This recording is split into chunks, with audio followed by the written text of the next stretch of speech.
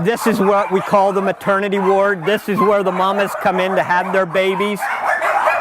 I won't take you over there to the puppies today because we have a lot of newborn litters.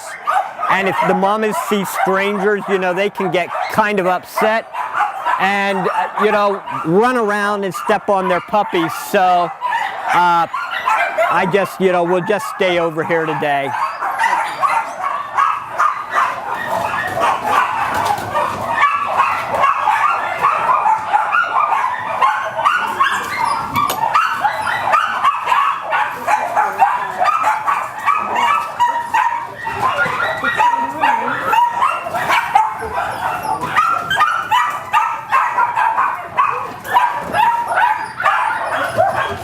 This is a little 1-week-old baby.